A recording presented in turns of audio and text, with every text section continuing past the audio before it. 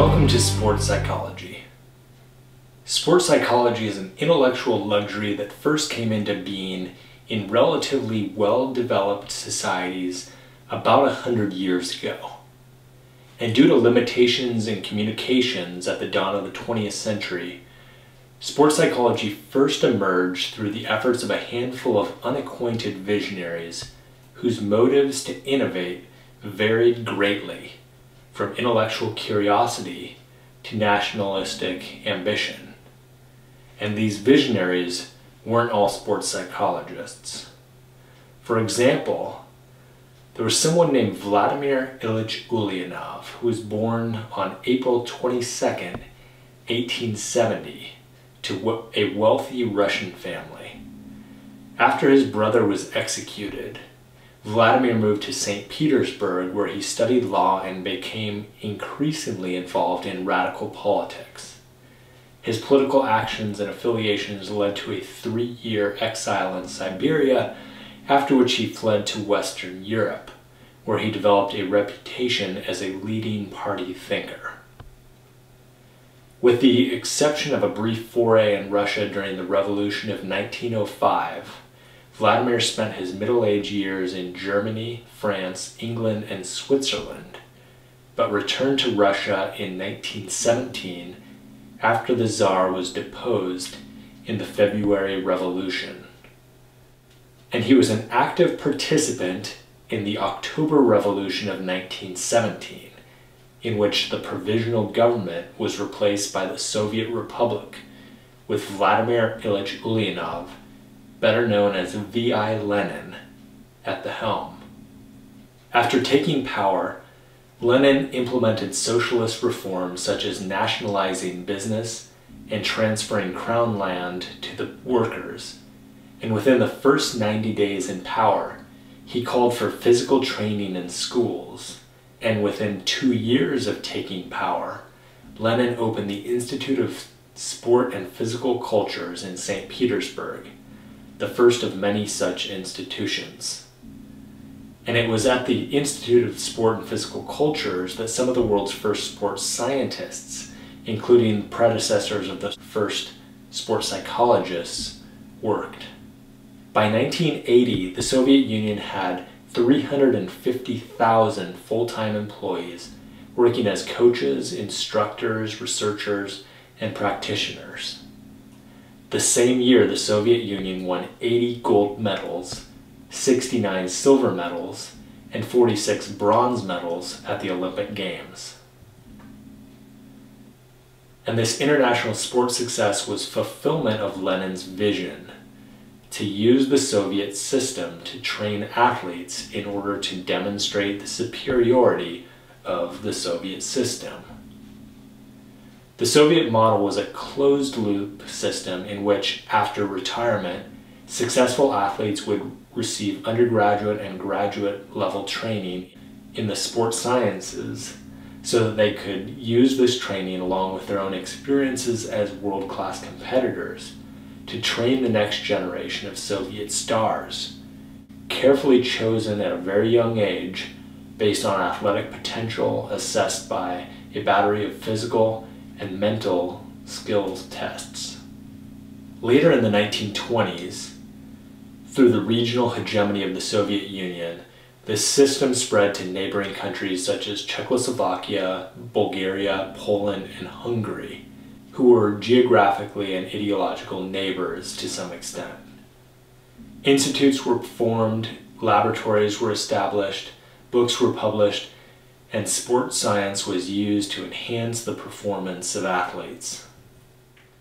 A bit further west, 2 German scientists established laboratories and engaged in research related to reaction time, concentration, movement speed, and the influence of physical activity on mental performance.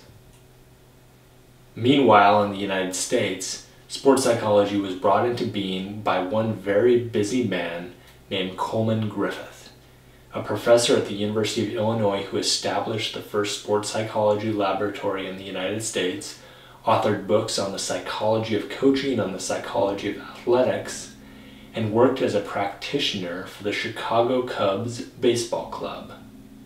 So in the United States, sports psychology first emerged as a bottom-up endeavor, with a curious professor devoting his scholarly attention to the interface between sports psychology and sport performance. And his work as a practitioner came about due to the enterprising spirit of the owner of the Chicago Cubs, who thought that sports psychology might be able to give an edge to his players and coaches against the competition. So sports psychology's emergence in the United States is a story of capitalism at work.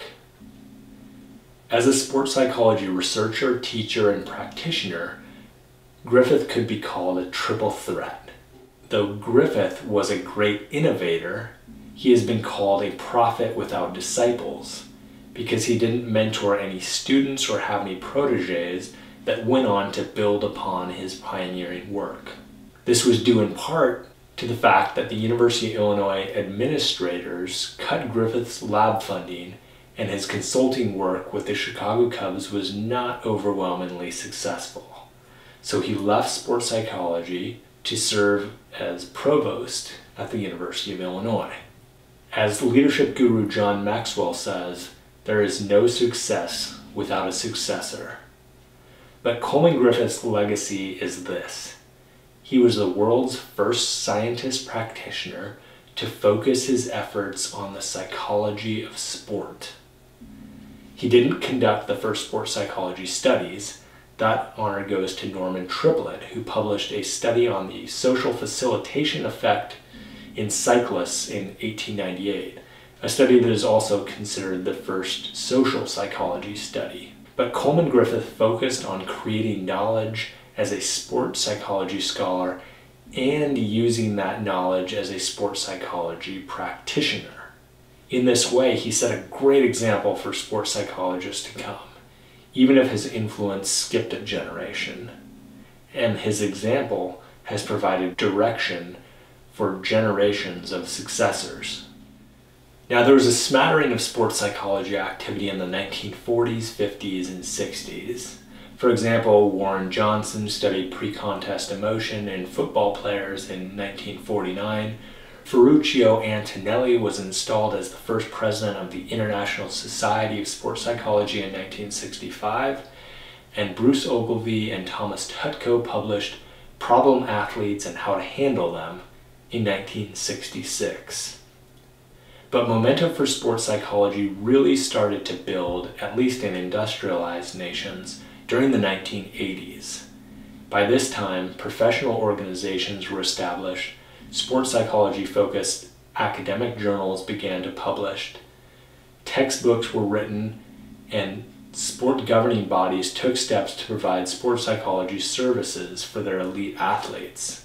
And for the first time, the U.S. Olympic team used sports psychology to prepare for competition. Due to geopolitical realities of the Cold War era, the sports science tradition of the Soviets continued to influence communist countries such as the USSR and China through the 1980s. And a separate sports science tradition established in the West continued to influence scholarship and practice in the so-called First World countries. But after Ronald Reagan implored Gorbachev to tear down that wall, these traditions began to integrate. And due to the thaw of the Cold War, along with advances in travel and communication technologies, and the economic advancement of nations formerly known as Third World countries, sports psychology has become increasingly international in scope, with scholarly contributions from dozens of countries regularly appearing in top journals. And it has become more of a norm than an exception for Olympic committees to make sports psychology services available to their athletes. The internationalization of sports psychology is quite tangible at the annual meeting of the Association for Applied Sports Psychology, where sports psychology researchers and practitioners convene each year. But sports psychology remains something of a luxury reserved for more developed nations, with universities large enough to accommodate highly specialized scholars and sport federations with budgets large enough to compensate sports psychology consultants for their services. And while sports psychology grew out of top-down and bottom-up efforts to improve sport performance, the field has evolved into the field of sport and exercise psychology, with researchers increasingly focusing on finding solutions to some of our most pressing global health issues, such as obesity and heart disease, through greater understanding of exercise adherence and the health consequences and mental health consequences of sedentary behavior and physical activity. So it may have been a bit of a bumpy start, but sport and exercise psychology has grown a great deal in its first century of existence.